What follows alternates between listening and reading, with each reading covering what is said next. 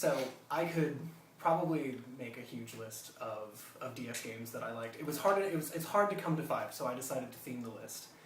That between all of the RPGs and action games that came out on the DS, I chose to go more the creative route. The first one out of the 5 is Big Bang Mini, which is an instant bargain bin favorite. The game came out at $20 and nobody knows what it is, and I don't blame you if you don't. The purpose of the game, or it's a shooter, kind of a pixel art, but it's a bullet hell shooter. On the bottom screen, you move your ship around with the stylus, and then you swipe up from the ship to shoot enemies on the top screen. Although you can't move and shoot at the same time, so you evade, and then you shoot. It comes from a little French company, and really it's something that you can only get out of a small independent team that makes a tiny product. It's not the most amazing thing, but it's one of the more interesting things that I have in my DS library. So the next one is not so much a game as it is it's a creative tool and a teaching tool as well, and that is Art Academy. Also a bargain bin favorite, another $20 game that came out that you probably didn't hear of, because it's not a game. So in Art Academy, you go through a series of lessons that teach you how to draw and paint. The tools for the DS are actually pretty good, and on the XL, it's even better. I tried to do it with a light, and I don't recommend that. Who knows who even owns a light anymore, other than Daniel. So there's not a lot to say about Art Academy. It teaches you how to draw and then walks you through the pains of using traditional paint medium, and then it releases you off to do whatever you want. You can take photos as reference and then paint over them.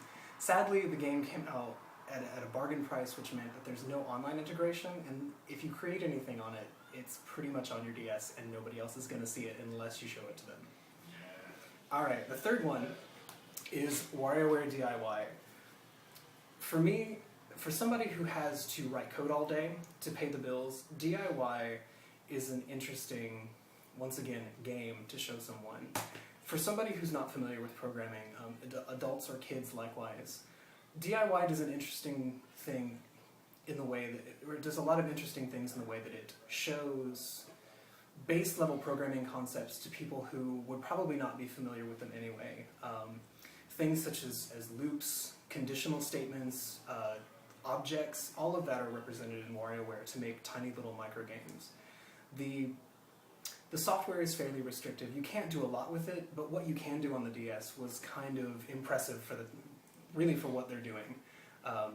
I'm sure that they've stopped by now, but Nintendo was issuing design challenges from the community that they would give a theme, and then people were chosen to enter into a top 10.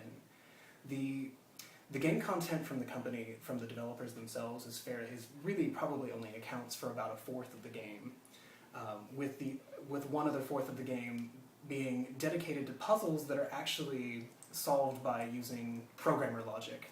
They'll ask you to, create a bullet from something.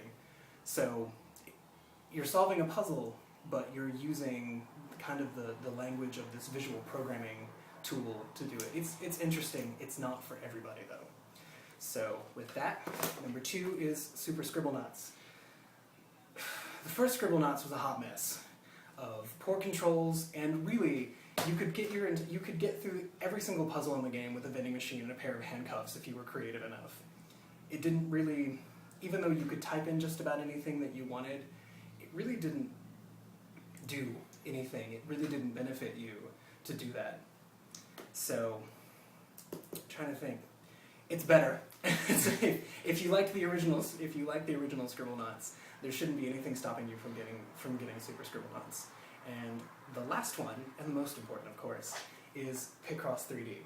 Now, the original Picross for DS, or any Picross for that matter, warrants being talked about, but the 3D one is the business, and that's the one that you want. This is, again, another cheap DS game that didn't come out with a lot of fanfare, but as a creative tool, it has a level editor as well. And once again, like with Wario Ware DIY, Nintendo issued community challenges so that they would give you a theme like spring, the community would submit their puzzles, and then you would be chosen, and they let you know when you won.